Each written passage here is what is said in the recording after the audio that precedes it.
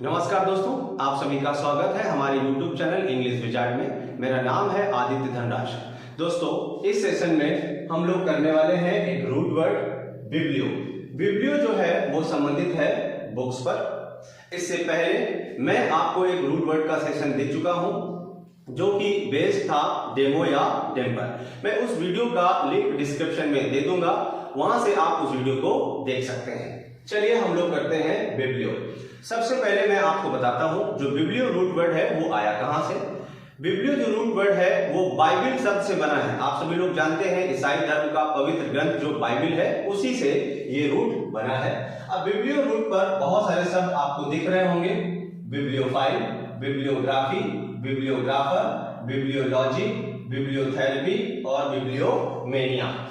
Bibliophobia, बिब्लियोथेका, बिब्लियोमेंसी और एक शब्द और भी है जो है आपका नर्ड। ओके, तो हम लोग पहला शब्द अब डिस्कस करेंगे जो दिया गया है बिब्लियोफाइल। यहां पर दोस्तों बिब्लियो का मतलब हो गया बुक्स और फाइल का मतलब होता है लवर। तो यहां पर इसका मतलब ये है एक ऐसा व्यक्ति जो किताबों से बहुत प्यार करता है। इंग्लिश में स्टेटमेंट लिखा रहता है अ लवर ऑफ बुक्स। तो ये हो गया आपका बिब्लियोफाइल।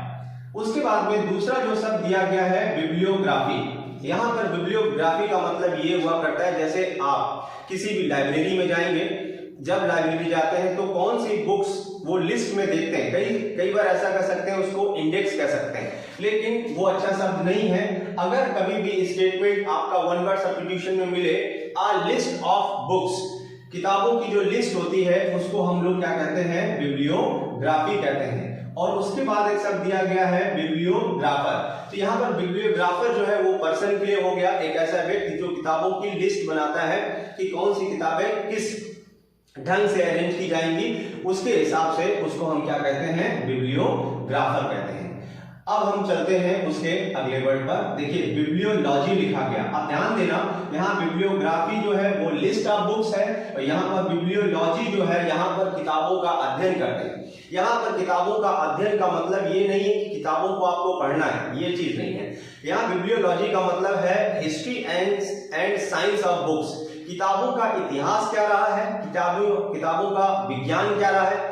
मतलब ये है कि जो किताबें हैं कितने समय से चल रही हैं, किताबें जो है कैसे लिखी जाती हैं, उसका पूरा विज्ञान या उसकी पूरा का पूरा इतिहास हमारे देश में, दूसरे अन्य देश में, हमारे धर्म में, दूसरे धर्मों में किताबों का क्या महत्व है, उन सभी का अध्ययन हम लोग क्या किसमें करते हैं, बिब्लियोलॉजी में करते हैं। अब उसके बाद में एक शब्द दिया गया है बिब्लियोथेरेपी। यहाँ पर बिब्लियोथेरेपी का मतलब आप जानते हैं इलाज की बात करें, बिब्लियो का मतलब हो गया बुक्स। तो किताबों द्वारा जब इलाज किया जाए, यहाँ पर किताबों द्वारा इलाज का मतलब ये है, जैसे देखें कई बार क्या होता है कि कोई भी व्यक्ति किसी भी मानसिक स्थिति से जूझ रहा है, डिप्रेशन, एंजाइटी, कुछ भी हो सकता है, तो साइकोलॉजिस्ट कई बार ये कहते हैं कि आप इस तरीके की बुक्स पढ़ेंगे तो आपका जो मन के विचार है वो अच्छे होंगे, पॉजिटिव होंगे। ऐसी थेरेपी को हम लोग बिब्लियोथेरेपी कहते हैं, या उसी को एक और वर्ड दिया गया है रीडिंग थेरेपी भी कहा जाता है। तो आप दोनों वर्ड, हालांकि आंसर यही रहता है रीडिंग थेरेपी। तो ये हो गया आपका बिब्लियोथेरेपी। अब उसके बाद में दिया गया है बिब्लियोमेनिया। आप जानते हैं मेनिया का मतलब पागलपन होता है और बिब्लियो का मतलब जो कि चल रहा है बुक्स। ध्यान से समझिए, यहाँ पर जो बिब्लियोफाइल था इसका मतलब था लवर ऑफ बुक्स, लेकिन अगर वही चीज पागलपन में कन्वर्ट हो जाती है, उसकी मानसिक स्थिति को हम बिब्लियोमेनिया कहते हैं। एक्सेसिव लव या एक्सेसिव लव फॉर बुक्स कह सकते हैं, उसको क्या कहेंगे, बिब्लियोमेनिया। अब हम बात करते हैं, देखिए बिब्लियो तो बिल्कुल सेम है, यहाँ पर दिया गया क्या, फोबिया। फोबिया का मतलब क्या होता है, डर। तो यहाँ पर लिखा रहता है फियर ऑफ बुक्स। यहाँ पर किताबों से डर लगने का मतलब ऐसा नहीं कि किताबों को देख के कोई व्यक्ति डर रहा है। यहाँ इसका मतलब ये है कि उस व्यक्ति को किताबों से कोई भी लगाव नहीं है, उसको बिल्कुल किताबें अच्छी नहीं लगती, मतलब ये चीज है, तो उसको हम लोग बोलते हैं बिब्लियोफोबिया। उसकी मानसिक स्थिति को बिब्लियोफोबिया कहा जाएगा। उसके बाद में बहुत ही इंपॉर्टेंट शब्द दिया गया है बिब्लियोथेका।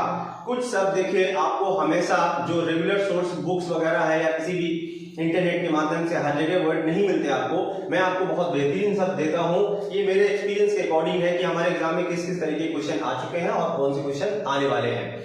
तो बिब्लियोथेका जो है वो कलेक्शन ऑफ बुक्स होता है। यहाँ पर इसका मतलब ये है कि कोई भी व्यक्ति जो प्रोफेशनल है, किसी भी प्रोफेशन में हो, टीचर है, डॉक्टर है, लॉयर है, एडवोकेट या मतलब साइंटिस्ट कुछ भी हो, उस व्यक्ति को इतना पता होता है कि इस टॉपिक पर कौन सी किताब हमें खरीदनी है, किस राइटर की किताब खरीदनी है, मतलब किताबों का सही चयन करके जो कलेक्शन करता है, कलेक्शन ऑफ बुक्स, उस चीज को हम बिब्लियोथेका कहते हैं।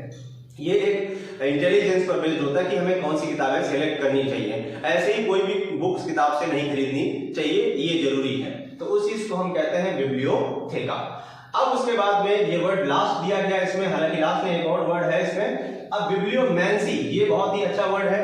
ये देखिए, बिब्लियोमैंसी का मतलब क्या होता है कि जब कोई भी व्यक्ति, उसको किताबों की पढ़ने की आदत पड़ जाती है और वो इतना ज्यादा एक्सपीरियंस हो जाता है कि किसी भी किताब को पढ़ते समय अगर उसने 2 पेज या 5 पेज या आधी बुक्स पढ़ी और उसके बाद उसकी आगे की कहानी क्या होने वाली है वो बता देता है या अपने मन में वो चीजें सोचने लगता है। इसी वजह से इसका स्टेटमेंट लिखा गया है, foretelling the future by interpreting passages from a book. मतलब प्रिडिक्ट कर लेता है कि आगे क्या हो सकता है, इस कहानी में आगे क्या होगा। इतनी जब आदत पड़ जाए, इतना इंटेलिजेंस व्यक्ति का हो जाता है, उस चीज को हम बिब्लियोमैंसी कहते हैं। और इस सेशन का दोस्तों लास्ट शब्द जो है नर्ड, हालांकि ये बिब्लियो से संबंधित नहीं है, मतलब रूट वर्ड, लेकिन ये बुक्स से संबंधित होता है। एक ऐसा व्यक्ति, नर्ड को हम कहते हैं किताबी कीड़ा।